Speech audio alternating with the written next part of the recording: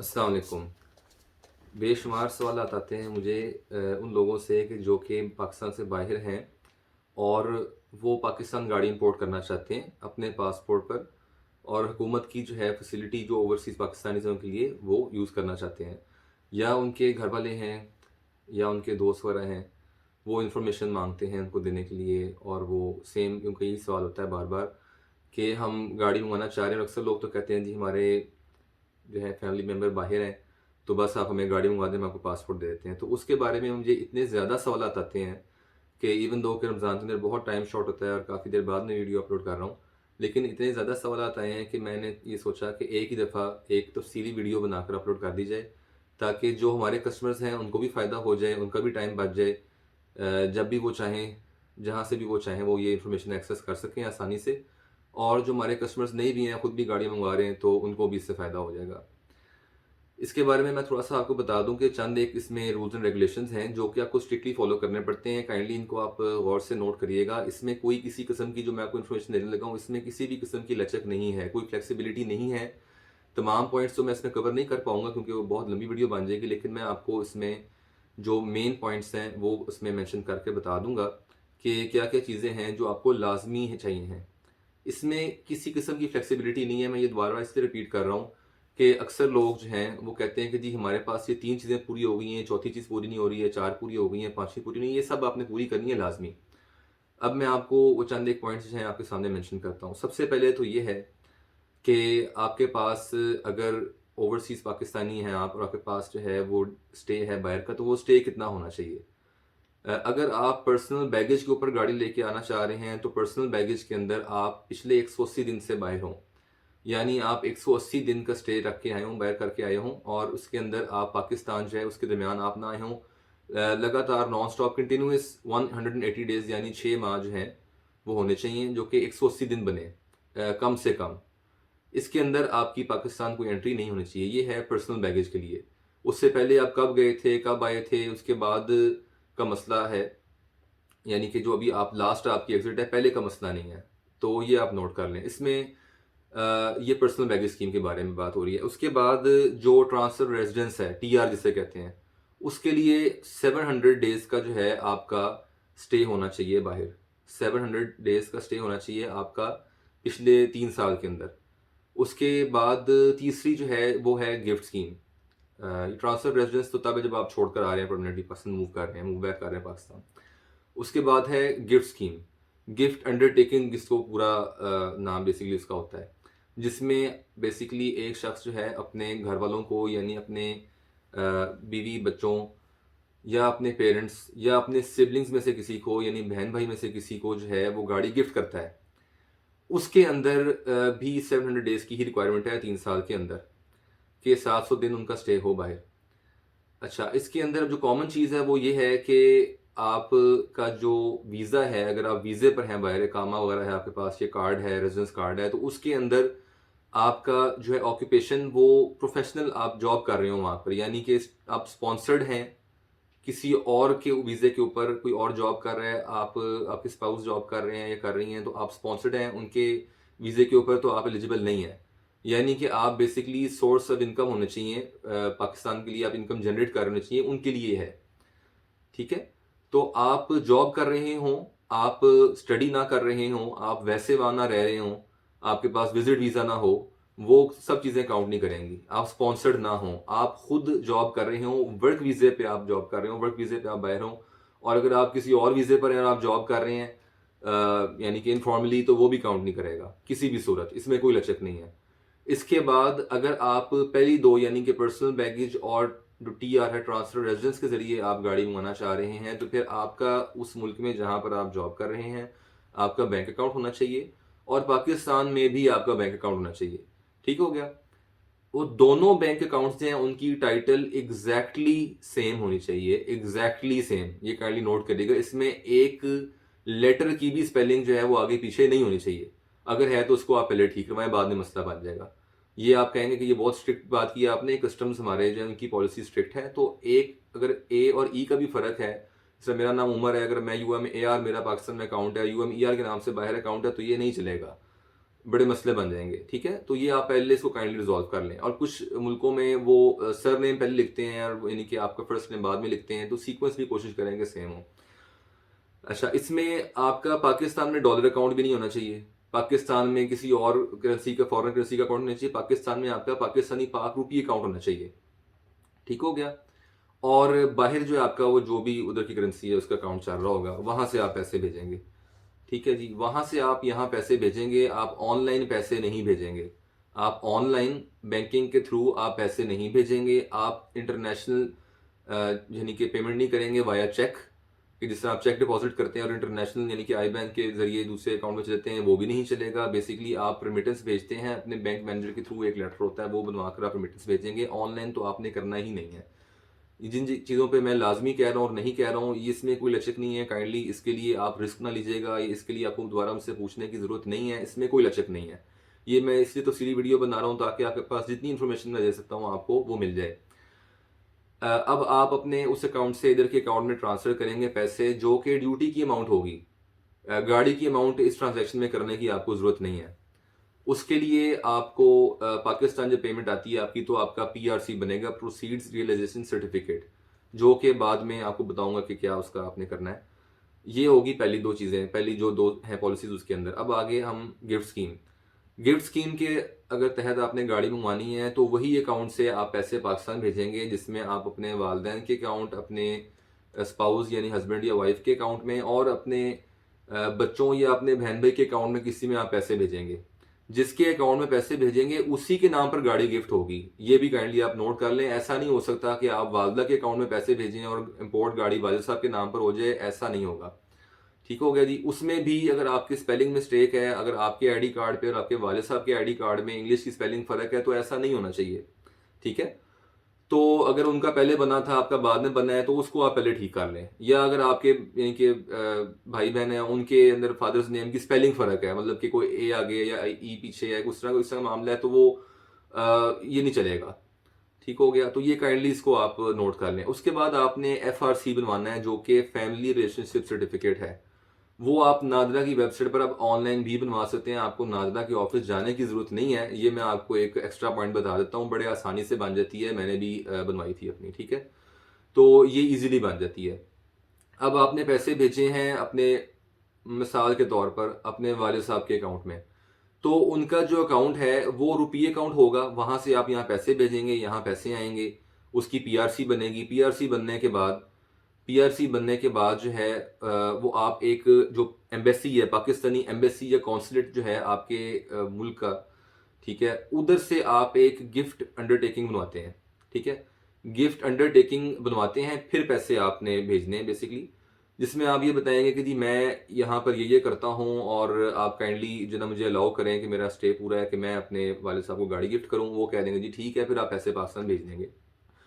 इसके लिए आपको गाड़ी का जो बिल ऑफ लीडिंग है वो भी अक्सर मांगेंगे, उसका एक्सपोर्ट सर्टिफिकेट भी मांगेंगे। ठीक है जी, इसमें थोड़ा सा ये मुश्किल काम है, इस टाइम कस्टम्स में इसकी जो ना वो ऑडिट भी ज़्यादा हो रहा है, तो इसका मैं सजेस्ट नहीं करूँगा, लेकिन अगर आप करना चाहें तो अपनी पूरी चीज़ें आप कर लें तो इंशाल्लाह मसला नहीं आएगा। इसके बाद आपके पैसे पाकिस्तान आ गए। पाकिस्तान जब आपके पैसे आ जाएंगे, अब आप तीनों पॉलिसीज़ में आपके पैसे पाकिस्तान पहुँच गए। अब ये आप अगला जो प्रोसेस है वो तीनों के लिए तकरीबन सेम हो जाएगा। अब आपके पैसे पाकिस्तान आ गए हैं, अपने आप बैंक मैनेजर के पास जाएंगे, वो आपको बना कर देंगे पीआरसी। 2-4 दिनों में बन जाएगा पैसे आने के बाद। ठीक है जी, जब पीआरसी बन जाएगा तो उसके बाद आपकी गाड़ी जो है वो आपने पहले खरीदी हुई है या बाद में खरीदी हुई है, वो एक और मसला है, वो भी बता दूंगा मैं आपको। दोनों तरीके चल सकते हैं, लेकिन बेहतर ये होता है कि आप अपनी पैसे मंगवा कर तो आप गाड़ी जो है वो खरीदें, ताकि आपको बाद में अगर कोई मसला बने तो आपको कम से कम ये ना हो कि गाड़ी अपनी ज़बान में खरीदी और आपके वहाँ पैसे ब्लॉक हो जाएं। अब हम मिसाल ले रहे हैं कि जी आपने पहले पैसे भेज दिए, अब आप गाड़ी खरीद रहे हैं। 3 माह के अंदर अंदर वहाँ से बीएल कटना चाहिए, यानी गाड़ी जो है वो 3 माह के अंदर अंदर आपके पीआरसी बनने के बाद बिल ऑफ लीडिंग उसका बन जाए, गाड़ी जापान से निकल जानी चाहिए, पहुंचे फिर वो चाहे चौथे महीने, वो मसला नहीं है।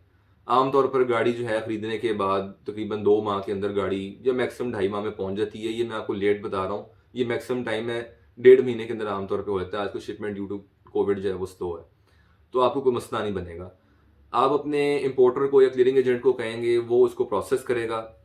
गाड़ी के आने से पहले उसकी वेरिफिकेशन होगी, वो पीआरसी आपकी देंगे एफआरसी के साथ, या अगर आपका पासपोर्ट है वो ओरिजिनल जाएगा। फिर अगर आप खुद अपने पासपोर्ट पे गाड़ी इंपोर्ट कर रहे हैं यानी कि पर्सनल बैगेज टीआर में, तो फिर आपका जाएगा ओरिजिनल पासपोर्ट पीआरसी के साथ एजेंट के पास। वो फिर वेरिफिकेशन के लिए वहाँ भेजेंगे, आपके पीआरसी को वेरीफाई हो जाएगी। उसके बाद जो है वो एफबीआर और उसके बाद स्टेट बैंक सारे उसको वेरिफिकेशन करेंगे। बैंक आपका वेरिफिकेशन करके वापस देगा, कस्टम्स को जवाब आएगा, वो ओके हो जाएगी। उसके बाद आपका पासपोर्ट जो है कस्टमर को दिखाया जाएगा, उस पर स्टैंप लगेगी, आपका पासपोर्ट आपको वापस मिल जाएगा। अगर आपकी यानी कि एफआरसी आएगी तो एफआरसी और ओरिजिनल आईडी कार्ड जिनके नाम पर गाड़ी आई है वो आप भेजेंगे, ठीक है। और पासपोर्ट की पूरी कॉपी होएगी, वो आपके एजेंट या इंपोर्टर को जाएगी। वो उसके बाद सारा चेक करने के बाद स्टैंप करवा के तो वो आपको वापस जो आपकी चीज़ें जो ओरिजिनल है वो वापस आ जाएंगी आपको, ठीक हो गया। इसके अंदर अब ये है कि जो गाड़ी की अब ये सारी चीज़ें पूरी हो जाएंगी, ये सारी चीज़ें पूरी हो जाएंगी तो उसमें सबसे जो ज़रूरी चीज़ आपने ये चीज़ ध्यान में रखनी है कि अगर आप गाड़ी अपने इस्तेमाल के लिए मंगवा रहे हैं, आपने इन द फ्यूचर बेचनी नहीं है, तो आप उनके नाम पर गाड़ी मंगवाएं जिनके नाम पे आपने रजिस्टर करवानी है। कोशिश ये करें ताकि आपको उसमें जो विद होल्डिंग टैक्स हो रहे हैं और जो एडवांस टैक्सेस हैं और जो इनकम टैक्स हैं वो डबल पे ना करने पड़े, एक दफ़ा पोर्ट के ऊपर और एक दफ़ा जो है यानी कि रजिस्ट्रेशन के टाइम पर। क्योंकि अगर आपने अपने वालिद साहब के नाम पर गाड़ी भेज दी और बाद में वालिदा के नाम पर नंबर लगवाते हैं तो वो पहले उनके नाम पर वालिद साहब के नाम पर गाड़ी का नंबर लगेगा, फिर ट्रांसफ़र होगी वालिदा के नाम पर, जो कि एक टोटल वेस्ट ऑफ मनी है, ठीक हो गया। इसमें बहुत सारी बारीकियां भी हैं, मैं ट्राई करूंगा कि मैं आपको सारी भी बता सकूं, लेकिन अगर ना हो सका तो फिर एक और वीडियो से ही उसमें बता देंगे। अब जो ज़रूरी बात है वो ये है कि अक्सर लोग पाकिस्तान पैसे भेजते हैं एक्सचेंज के ज़रिए, और अक्सर लोग पाकिस्तान आने के बाद हमें बताते हैं कि हमें गाड़ी मंगवा दें। अगर आप पाकिस्तान आ जाएंगे हम आपके लिए कुछ भी नहीं कर सकते। उसकी वजह यह है कि आप लोग अक्सर जो हैं वो एक्सचेंज से बेचते हैं क्योंकि वो कन्वीनियंट होता है, और अगर आप पाकिस्तान आ जाते हैं फिर कुछ नहीं हो सकता, क्योंकि ये पैसे चाहिए बैंक टू बैंक। काइंडली ये नोट करें, bank to bank, bank to exchange नहीं और एक्सचेंज टू बैंक नहीं, ठीक है जी। तो इसमें यह है कि अगर आप अपने पासपोर्ट पे यानी कि पर्सनल बैग या टीआर पे गाड़ी मंगवाना चाह रहे हैं, पैसे आप भेजते रहे हैं पाकिस्तान अपने भाई को, तो फिर आपके नाम पर गाड़ी इंपोर्ट नहीं होगी, फिर वो आपको गिफ्ट ही करनी पड़ेगी।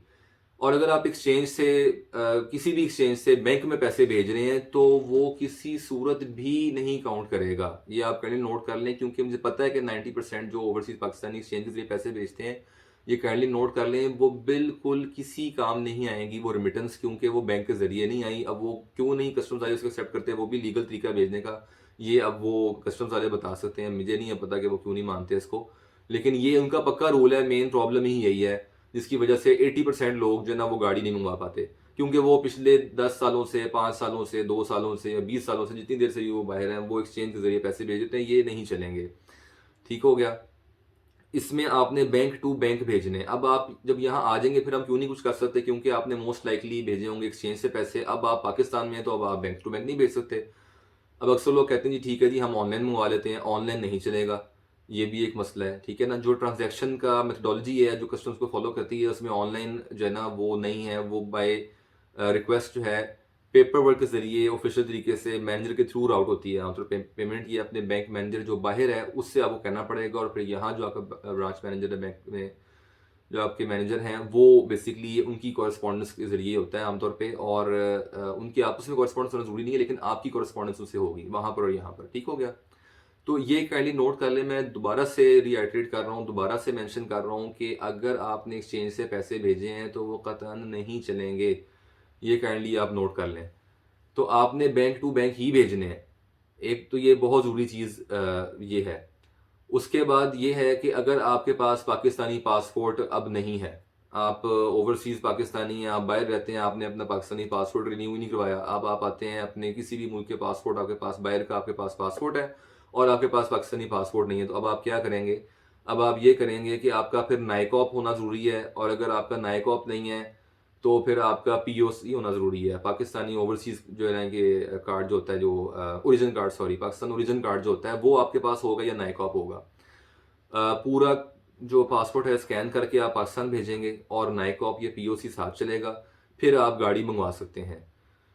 इसमें ये भी चीज़ नोट करनी है आपने कि पिछले 3 महीने में प्रेफर्ड है, नहीं तो 6 महीने के अंदर अंदर आपकी जो है ना रिमिटेंस जिसको आप यूज़ करना चाह रहे हैं, मसलन आपने एक प्रियस मंगवानी है तो आप कह लें कि इसकी 18 लाख रुपए ड्यूटी है, तो आप 20 लाख के तहत भेजेंगे। अगर रुपये डिवैल्यू कर जाए तो 20 लाख आपकी रिमिटेंस यहाँ आई हो, तो पिछले 6 महीने के अंदर अंदर आपने ये 20 लाख भेजने हैं। ऐसा नहीं है कि आपने 2 साल पहले भेजे थे तो अब आप उसको यूटिलाइज कर लें, नहीं।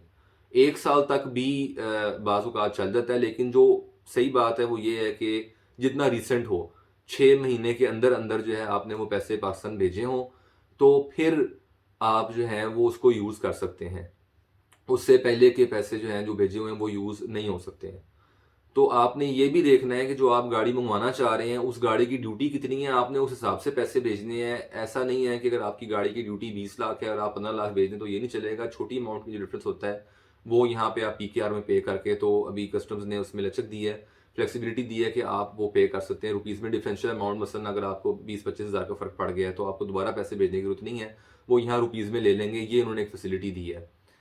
इसके अलावा 2 साल में 1 दफ़ा आप गाड़ी मंगवा सकते हैं। 2 साल में 1 दफ़ा अगर आप गाड़ी मंगवाना चाह रहे हैं तो आप जल्दी मंगवा लें, ताकि आप 2 साल बाद दोबारा एलिजिबल हो जाएँ। मैं कई ऐसे लोगों को जानता हूँ जो मुझसे 2 ढाई साल से पूछ रहे हैं, उन्होंने अब तक एक भी गाड़ी नहीं मंगवाई। अगर उन्होंने उस टाइम गाड़ी मंगवा ली होती, तो उसके बाद अभी उनकी दोबारा गाड़ी ड्यू हो जाती, बल्कि उनकी तीसरी गाड़ी में 1 साल रह गया होता इस टाइम, ठीक है? तो इसलिए आप फ़ौरन मंगवा लें। इसमें आप गाड़ी खुद भी चला सकते हैं, अगर आपने बेचनी है तो पाकिस्तानी गवर्नमेंट ने आपको फैसिलिटी दी है, उसमें कोई कैद नहीं है आपके ऊपर कि आप नहीं बेच सकते। आप चाहे मंगवाने के बाद अगले दिन बेच दें। ये आपको पाकिस्तानी गवर्नमेंट ने फैसिलिटी दी है ओवरसीज़ पाकिस्तानी होने की। आप पाकिस्तान पैसे भेजते हैं, आप कमाते हैं पैसे, मेहनत करते हैं, अपने मुल्क को पैसे भेजते हैं, उन्होंने आपको फैसिलिटी दी है। इसमें कहीं उन्होंने नहीं कहा कि आपने गाड़ी खुद ही चलानी है। आप गाड़ी मंगवाकर अगले दिन भी बेच सकते हैं, आप साल बाद भी बेच सकते हैं, आप 6 महीने बाद भी बेच सकते हैं, वो आपकी मर्ज़ी है। अगर आपने गाड़ी यूज़ नहीं करनी है, आप मंगवाएँ, आप हमारे थ्रू गाड़ी इंपोर्ट कर सकते हैं। आपको हम बड़े ट्रांसपेरेंट तरीके से ऑनलाइन एक्सेस, आपको पाकिस्तान आने की ज़रूरत नहीं है। तमाम तर चीज़ें आपकी बाहर बैठे हम मैनेज कर देंगे। सिवाय जिसके लिए अगर आपको पाकिस्तान आना है वो पासपोर्ट दिखाने के लिए, जब आपने गाड़ी इंपोर्ट करनी है उस टाइम आपको आना पड़ेगा। और अगर आप गिफ्ट स्कीम के तहत कर रहे हैं तो आपको आना ही नहीं पड़ेगा, और आपके किसी फैमिली मेंबर को भी कोविड के दौरान हमारे ऑफिस नहीं आना पड़ेगा। सारा कुछ ऑनलाइन हो जाएगा और आपको तमाम बिल्स मिलेंगे और सब कुछ ट्रांसपेरेंट होगा। उसमें आपको जो हेल्प चाहिए हम आपको करने के लिए तैयार हैं। लेकिन काइंडली ये नोट करिए कि हम गाड़ियाँ इंपोर्ट करके देते हैं। अगर आपने किसी और के थ्रू इंपोर्ट की क्लियरिंग हमसे करवानी है तो वो हम नहीं करते, हम क्लियरिंग एजेंट नहीं हैं, हम इंपोर्टर हैं। हम पूरा आपको एंड टू एंड प्रोसेस देते हैं, हम बीच में गाड़ी नहीं ले सकते, क्योंकि हो सकता है कि आपके इंपोर्टर ने कोई मिस्टेक की हो, आप गाड़ी हमसे क्लियर करवाना चाहें तो वो फिर वो प्रॉब्लम मान जाती है, गलती उनके एंड से होती है, जवाबदेह हमें होना पड़ता है, इसलिए हम बीच में नहीं लेते। तो काइंडली अगर आप हमारे थ्रू गाड़ी मंगवाना चाहते हैं तो फिर आप काइंडली हमारे थ्रू परचेज़ करें, इंग्लैंड से, जापान से या थाईलैंड से, जहाँ से भी आपको गाड़ी चाहिए। तो परचेज़ आपको हमारे थ्रू करनी पड़ेगी। अगर आप हमारे थ्रू परचेज़ किसी वजह से नहीं करना चाह रहे हैं या नहीं कर रहे हैं तो फिर आप काइंडली हमें जो है ना वो क्लियरिंग के लिए रिक्वेस्ट ना करें, क्योंकि हम उसको प्रोसेस नहीं कर सकते, क्योंकि मुझे बेशुमार ऐसी रिक्वेस्ट आती हैं। और हमारा प्रोसेस बिल्कुल क्लियर है, आप फेसबुक पे हमारे रिव्यूज़ भी देख सकते हैं। इंशाल्लाह अगर आप मंगाना चाहें तो उसमें कोई प्रॉब्लम नहीं आएगी। Coming back to the original point, कि गाड़ी जो है आप जब मंगवाते हैं तो आप बेच भी सकते हैं, तो उसमें आपको अच्छा मार्जिन मिल सकता है, डिपेंडिंग कि आप जितनी बड़ी गाड़ी मंगवाएंगे ऑब्वियसली उसमें उतना मार्जिन ज़्यादा होता है। परसेंटेज वाइज भी उसमें मार्जिन ज़्यादा इसलिए होता है कि जितनी बड़ी गाड़ी होती है उतनी उसकी मार्केट में अवेलेबिलिटी कम है, फिर उसका प्रॉफिट मार्जिन उस हिसाब से बढ़ जाता है। तो ये इसकी इन्फॉर्मेशन थी जो मैं आपको देना चाह रहा था। इसमें कुछ ऐसी इन्फॉर्मेशन होगी जो मैं आपको नहीं दे सकूँगा ऑब्वियसली, सारी इन्फॉर्मेशन एक वीडियो में कवर नहीं हो सकती, लेकिन मैंने जो मेजर पॉइंट्स थे, जो क्रूशियल क्रिटिकल चीज़ें थी, वो सारी मैंने आपको बताने की कोशिश की हैं। अगर इसमें कोई कमी रह गई है तो आप मुझे पूछ सकते हैं, कमेंट्स में बता दें, इंशाल्लाह उसके बारे में दोबारा वीडियो हम बना लेंगे। आप कमेंट्स में ये हमारे व्हाट्सएप अगर आपको लिंक आता है तो आप पूछें उधर सवाल, इंशाल्लाह हम वो सारे क्वेश्चन इकट्ठे करके एक सीक्वल वीडियो बना देंगे, दोबारा वीडियो बनाकर आपको अपलोड करके आगाह कर देंगे उसमें। तो फ़िलहाल ये इन्फॉर्मेशन है जो आपको मैं देना चाह रहा था। उम्मीद है कि आपको इससे फ़ायदा होगा। और अगर आप ड्यूटी चेक करना चाहते हैं कि गाँव कौन सी गाड़ी की कितनी है, तो एक ड्यूटी चार्ट हमारी वेबसाइट पर दी होती है। जब आप mycar.pk पे जाएंगे तो मेन पेज पे आपको ड्यूटीज़ का जो है एक बटन मिल जाएगा। उसमें अप टू 1800 सीसी जो जापानीज़ गाड़ियाँ हैं उनकी ड्यूटीज़ दी होती हैं। अगर आप बड़ी गाड़ी की ड्यूटी चाह रहे हैं तो उसके लिए आपको फिर हमें जो है वो रब्ता करना पड़ेगा। वो अवेलेबल नहीं होती वेबसाइट के ऊपर, क्योंकि उसमें चेंजेस काफ़ी ज़्यादा आते रहते हैं और हर गाड़ी की डिफरेंट ड्यूटी होती है, तो ऑब्वियसली हम उसका चार्ट नहीं बना सकते। मसलन से प्राडो की अलग होगी, क्रूज़र की अलग होगी, मर्सिडीज़ की अलग होगी, हर गाड़ी की। लेकिन जो 1800 सीसी से नीचे गाड़ियाँ होती हैं जापानीज़, उनकी ड्यूटी फिक्स्ड है।